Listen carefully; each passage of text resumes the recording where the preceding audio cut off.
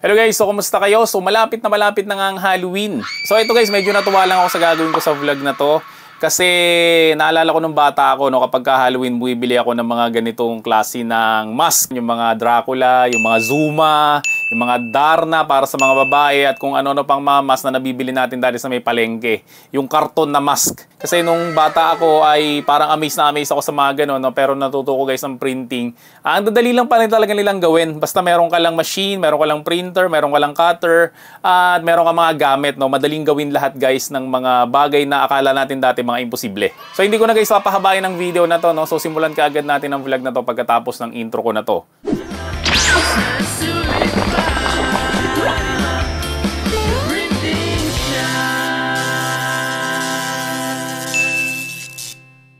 So guys, sa vlog na to, no, siguradong matutuwa kayo kasi merong isang bagay na masusolusyonan dito. Yung problema natin guys sa mga printer natin, no, kapag gumagamit tayo ng QAF na photo paper, di ba nagkakameron siya ng scratches, nagkakameron siya ng mga roller marks na pag vinyl naman yung ginagamit natin, wala namang problema yung roller marks. Yung kahit ilalis na natin yung shark teeth, no, gumuguhit pa rin siya guys sa mga photo paper. No? So tapusin mo guys yung vlog na to, no, at makikita mo guys kung ano ba yung solusyon doon. So hindi ko na ulit ito papahabain. So video, pasok!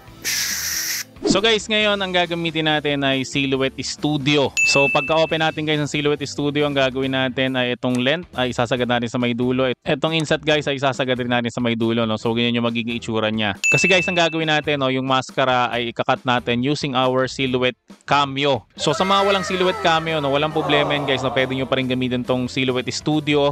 Tapos gamitan nyo lang guys ng gunting yung pagkakat nyo ng mga mask. So meron ako guys mga nakuhang mga mask dito, no. Itong mga mask na to ay galing to guys sa may Creative Fabrica. Kasi ang Creative Fabrica guys, no, nag-offer sila ng 6 million na files, templates, fonts at syempre mga graphics, no, na magagamit mo sa yung printing business. At ito matindi niyan guys, no, nag-offer sila ng free trial basta meron kang PayPal account, ano kaya credit card. So sa mga gusto mag-avail guys ng free trial nila, maglalagay ako ng link guys dyan sa may description section ng video na to at make sure lang guys na yun na i-click nyo para siguradong ma-avail nyo guys yung free trial ng Creative Fabrica. So ang gagawin ko guys, no, itong mask ni Dracula, ang gagawin ko is i-drag ko lang siya sa may Silhouette Studio. Yan, tapos dapat nandoon siya sa loob nitong kulay pula na to. So yan, so i-drag ko lang siyang ganyan. So ang next natin na gagawin ay kiklik natin tong panels, then kiklik natin to guys sa tong trace. Tapos select trace area, tapos i-drag lang natin siyang ganyan para ma-highlight siya. So itong threshold natin guys, so itataas lang natin siya. Yan, so hanggang maging color yellow siya, tapos meron siyang butas sa may mata. Itong pangil na to guys, no, mamaya aalisin na lang natin yung cut marks niyan. Tapos guys, i-click ko lang ngayon itong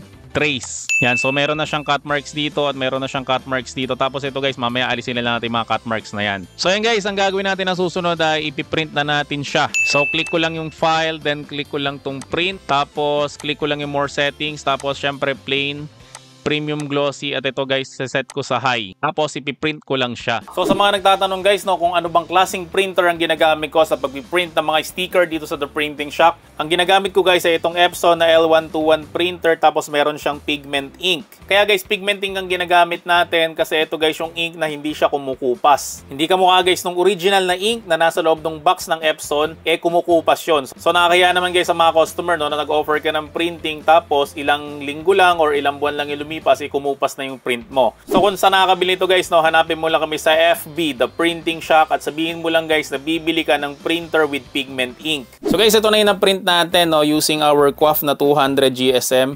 So sigurado guys, no, lahat nagiging problema to. Yung kapag ka nagpiprint sila sa may photo paper na 200 GSM, ay nagkakameron siya ng mga scratch, no. So halos lahat ng Epson na printer ganito yung nararanasan. L121 na inalisan na shark teeth, L3210, L5290, no? So pare-pareho yung nagiging problema nila.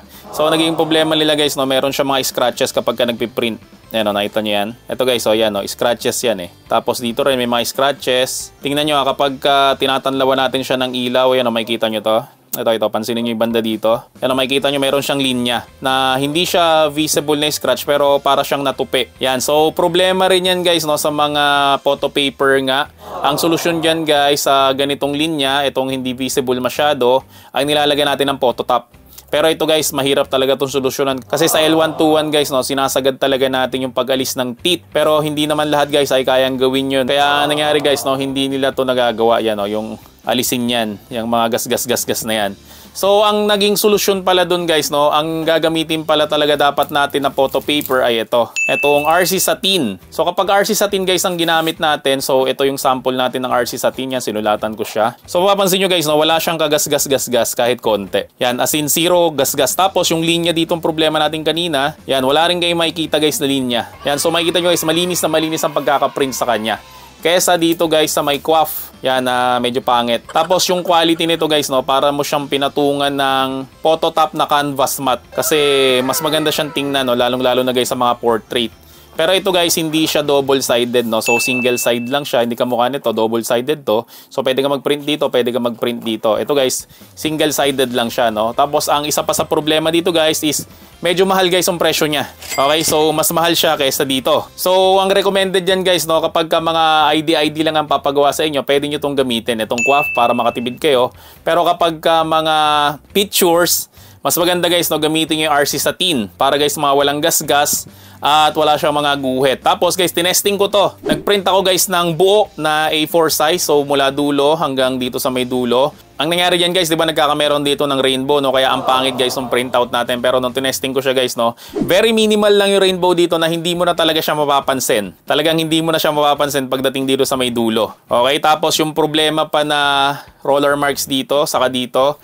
Dito guys, wala rin siyang roller marks. Okay, yun nga lang ang mga cons sa kanya, no, medyo mahal yung price niya. So sa mga gustong mag-avail nito, no, bagong product namin to, itong RC Satin. So hanapin mo lang kami guys sa FB, The Printing Shack, at sabihin mo lang guys na bibili ka nitong RC Satin, no, para mawala na guys yung problema mo doon sa mga guhit-guhit at mga scratches na kamukha nito sa mga photo printing mo.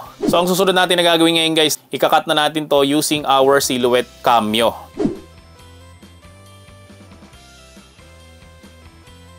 So guys, ito na yung nakat natin ng cameo natin. So ang next natin na gagawin dito, ilalagay natin siya ng goma. Meron talagang nabibili na parang rubber, no, yung nilalagay siya dito sa may likod tapos paikot siya na ganyan. Kaso nakalimutan ko yung tawag. Pero maya-maya guys, na-search ko siya. Tapos maglalagay ako ng link sa may description section ng video na to guys, no, kung saan siya nabibili. Pero for now guys, no, ito muna yung gagamitin natin ng goma. So ilalagay natin siya dito. Ang problema lang dito guys, di natin siya pwedeng butasin ng puncher. So para mas matibay siya guys, no, gagamit tayo nito, itong puncher with eyelet. So kapag meron kasi nito guys, ay hindi basta-basta mapupunit yung papel. So ito guys yung puncher, tapos ito yung eyelet. So ilagay lang natin siya dito, tapos ipapunch lang natin siya. Yan, so kapag napunch siya natin guys, yan, so magkakameron siya ng butas na dyan. So yung kabila rin guys, lagyan rin natin. So same procedure. Yan, so meron na tayo ngayon na butas, yan, sa magkabilang dulo. Tapos, i-shoot natin ngayon tong goma na to dito. Yan. Tapos, ganyan lang natin. So, lagyan rin natin guys yung kabila. So, yan guys. Nakagawa na tayo ng ating mask. Bulaga! So, nagulat ba kayo guys? So, ito na yung sample ng mask na nagawa natin, no? Si Dracula. So, itong mask na to ay saktong-sakto lang sa may ulo ko, no? So, kung meron kayong mga maliliit na bata dyan, mga anak, mga pamangkin na gusto nyo rin gawan guys ng mask na ganito, mas maganda guys, sukatin nyo yung ulo nila kasi yung ulo guys ng matanda at bata, syempre magkaiba yan. Tapos, ito nga, gumawa ko ng para sa anak ko, si Roronoa Soro. Kaso masyado siyang mahaba para sa ulo ng anak ko. So mas maganda nga guys, no, yun nga, sukatin nyo muna yung ulo ng anak nyo o ng pamangkin nyo o kung sino man yung bata dyan, o bago nyo siya gawan ng mask.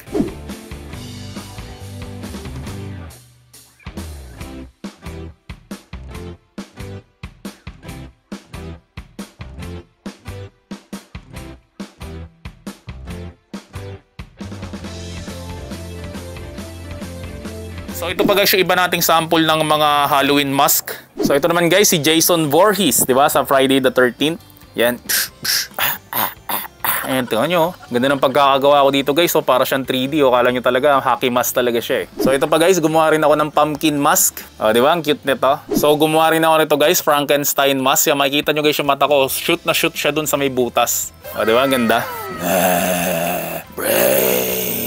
Tapos ito guys, gumawa rin ako ng Pennywise na mask. Georgie! O diba? Ang ganda ng pagkakagawa natin. At syempre guys, no, yung iba, pwede rin kayo gumawa guys ng half mask. So half mask guys, ganito. Yan, yung witch. Cute ba? Diba? Bulaga!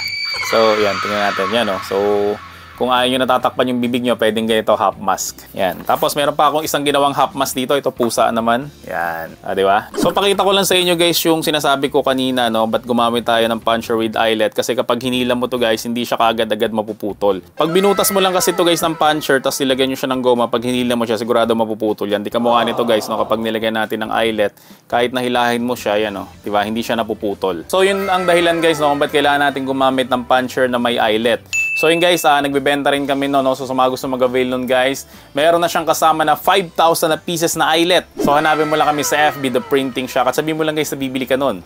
Para guys, mas maganda yung pagkakagawa mo nitong mga Halloween mask. Bulaga!